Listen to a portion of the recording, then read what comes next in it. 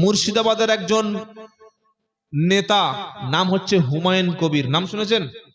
হুমায়ুন কবির সাহেব বলল যে আমি মুর্শিদাবাদের বেলডাঙ্গায় একটা মসজিদ বানাবো। কি মসজিদ? বাবরি মসজিদ।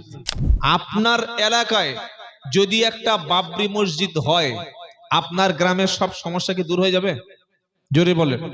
হুমায়ুন কবির সাহেব তিনি মুর্শিদাবাদে হঠাৎ করে এই সামনে 2026-এর ভোটের আগে কেন মসজিদ করবে বললেন? সুতরাং তিনি যে কাজটা করতে যাচ্ছেন এতে বিপদ আরো বাড়বে। হুমায়ুন কবিরের বাবরি মসজিদ নির্মাণ আর এই নিয়েই রাজ্য রাজনীতি এখন উত্তাল। আর এই যে বাবরি মসজিদ, এটা নিয়ে তো বিভিন্ন রাজনৈতিক ব্যক্তিত্ব তারা তাদের মতামত জানাচ্ছে, তারা সর্বতভাবে বিরোধিতা করছে। কিন্তু এই যে মসজিদ, মাদ্রাসা, বিভিন্ন ধর্মীয় বিষয়, এই সমস্ত ক্ষেত্রে যারা সর্বদা আগে থাকে, অর্থাৎ আমি কথা বলছি মুসলিম সমাজের ধর্মগুরু অর্থাৎ আলেম সমাজকে নিয়ে।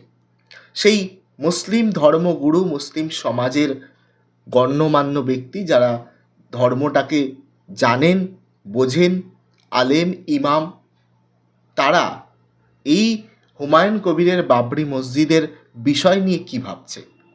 এমনই এক বক্তা, বিভিন্ন আলেম, বিভিন্ন ইমামরা তারা তো মন্তব্য করছেন বিভিন্ন সোশ্যাল মিডিয়ার মাধ্যমে, আপনারা দেখতে পাচ্ছেন। কেউ এর সমর্থনে, আবার কেউ বা বিরোধিতাও করছেন। কেউ যে পশ্চিমবঙ্গের সম্প্রীতির কথাটা মাথায় রেখে পশ্চিমবঙ্গ যে ভারতের মধ্যে শান্ত সম্প্রীতির যে অনন্য নজির, সেটা নষ্ট হয়ে যাবে বলেই অনেকেই মত পোষণ করছেন। আর আজ যে ভিডিওটি আমি পেলাম সেটি হচ্ছে একজন মুসলিম ধর্মগুরু, আলেম, ওনার নাম খুব সম্ভবত আবদুল্লাহ জুবের। ইনি পশ্চিমবঙ্গেরই বক্তা, ইনি বিভিন্ন জায়গায় জলসা করেন। তো তেমনই একটি ভিডিও বাবরি মসজিদ প্রসঙ্গে তার বক্তব্য সামনে এসেছে, আমি দেখলাম। তো আপনাদের সাথে শেয়ার করার জন্য এলাম, এবং এই ভিডিওটি 3-4 মিনিট 5 মিনিট মতো আমি আপনাদের সামনে তুলে ধরবো মেন প্রসঙ্গটা। এবং ভিডিওটি কিন্তু অনেক বড়, প্রায় ঘন্টাখানেক বা 40-50 মিনিটের ভিডিও হতে পারে। তো সেই ভিডিওটি আমি লিঙ্ক আপনাদের দিয়ে রাখবো, যে আসল ক্রিয়েটার, আসল যে মেন যেখান থেকে ছাড়া হয়েছে ভিডিওটি, সেই ইউটিউব চ্যানেলে গিয়ে আপনারা দেখতে পারেন, ডেসক্রিপশানে লিঙ্ক থাকবে। কিন্তু তার আগে আপনারা তার যে মেন বক্তব্য সেটি দেখুন, এবং পুরো বক্তব্য যদি শুনতে চান অবশ্যই আপনারা গিয়ে দেখতে পারেন। তো দেখুন কি বলেছেন আবদুল্লাহ জুবের এই হুমায়ুন কবিরের বাবরি মসজিদ নির্মাণ নিয়ে। তিনি একজন আলেম, তিনি একজন ইসলামিক ধর্মগুরু, সেই হিসাবে অত্যন্ত তাৎপর্যপূর্ণ সব দিক বিচার বিবেচনা করে তিনি মন্তব্য করছেন। কি বলছেন দেখুন। ভারতবর্ষের জমিনে সবচাইতে যে মসজিদটা 1992 সালের 6 ডিসেম্বর ভেঙে ফেলা হয়েছে, ওই মসজিদের নাম কি? অবস্থা দেখো। বাবরি মসজিদ। কি মসজিদ? বাবরি। বাবরি। সম্রাট বাবর তিনি তার নিজের হাতের স্মৃতি হিসাবে বাবরি মসজিদ তৈরি করেছিলেন। 400 বছরের পুরাতন মসজিদ। 1992 6 ডিসেম্বর 1992 সালের 6 ডিসেম্বর মসজিদকে দিনের আলোতে প্রকাশ্য কর সেবকরা, শিবসেনা, তারা মসজিদ ভেঙে ফেললো। আজকের প্রায় 34-33টা বছর হতে গেছে। এমনও মসজিদ পশ্চিম বাংলার জমিনে আছে, সেই মসজিদে আজানও হয় না, জামাতও হয় না। কি বলছি কথা বুঝতে পারছেন না? মুর্শিদাবাদের একজন নেতা, নাম হচ্ছে হুমায়ুন কবির। নাম শুনেছেন? হুমায়ুন কবির সাহেব বলল যে আমি মুর্শিদাবাদের বেলডাঙ্গায় একটা মসজিদ বানাবো। কি মসজিদ? বাবরি মসজিদ। কি বলছি বুঝতে পারছেন? তখন কিছু মুসলমান, আমাদের তো ভেবেচিন্তে আমরা কিছু করি না, ওই কেউ বললো আর আমরা একদম লুঙ্গি মাথায় পাকড়ি করে চলে যাই। মানে ফরজ থাকা থাকা না থাক, পাকড়ির সওয়াবটাই নিতে হবে, এই অবস্থা আমাদের। তো হুমায়ুন কবির সাহেব উনি বললেন, মুর্শিদাবাদের ভাগীরথীপুর ওখানকার এমএলএ, আমাদের তৃণমূলের শাসক দলের, আমাদের তৃণমূল মানে আমার তৃণমূল বলছি না, মানে বর্তমান তৃণমূল বলে তাই বলছি। এইবার পশ্চিমবাংলার কিছু মুসলমান বলছে হ্যাঁ ঠিক বলেছে, আমাদের হ্যাঁ বাবরি মসজিদ হলে। আচ্ছা বলুন, আপনার এলাকায় যদি একটা বাবরি মসজিদ হয়, আপনার গ্রামের সব সমস্যা কি দূর হয়ে যাবে? জোরে বলেন।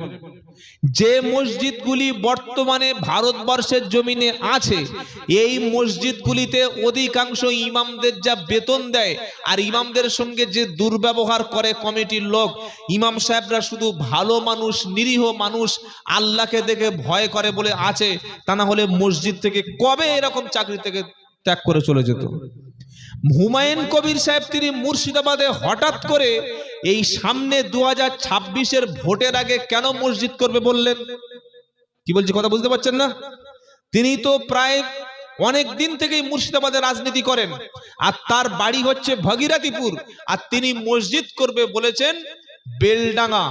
যারা হাজারদুয়ারি কোনোদিন দেখতে গেছেন মুর্শিদাবাদে দেখবেন বহরমপুরের 10-15 কিলোমিটার আগে হচ্ছে বেলডাঙ্গা।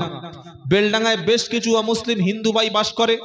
ওই জায়গাটা অত্যন্ত সেনসিটিভ জায়গা, মাঝে মাঝে সাম্প্রদায়িক গন্ডগোল হয়। এখন হুমায়ুন কবির সাহেব 1992 সালের ডিসেম্বরে বাবরি ভাঙলো। তাহলে এতদিন যদি মসজিদ করার দরকার ছিল, তুমি এতদিন নাকে তেল দিয়ে ঘুমাচ্ছিলে কেন? আর মসজিদ যদি বা করতে হবে তো সবাইকে বলতে হবে কেন? মসজিদ করা কিন্তু খারাপ কাজ নয়।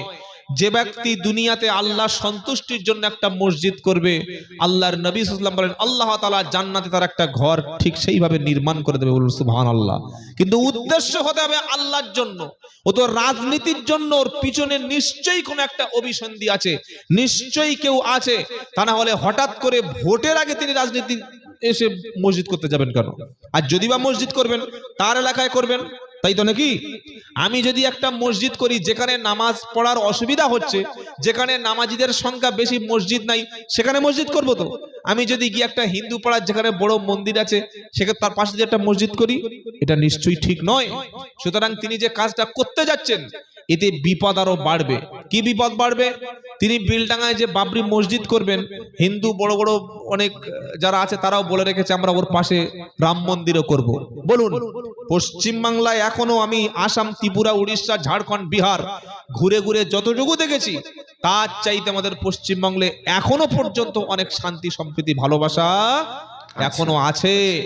যদি তিনি এই রকম গায়ের জোরে বা কোন রকমের উদ্দেশ্য ছাড়া, রাজনৈতিক উদ্দেশ্য তিনি চরিতার্থ করতে গিয়ে যদি এরকম একটা মসজিদ করেন, আর তার পাশেই যদি ফের একটা হিন্দু ভাইরা রাম মন্দির করার চিন্তা ভাবনা করে, পশ্চিমবাংলার শান্তি থাকবে? আর যদি বলেন সত্যি যদি তিনি মসজিদ করার ইচ্ছা থাকেন, তো যে বাবরি মসজিদ ভাঙা হয়েছে সেখানেই তুমি মসজিদ করো, সারা ভারতবর্ষের সব মানুষ তোমাকে সমর্থন করবে।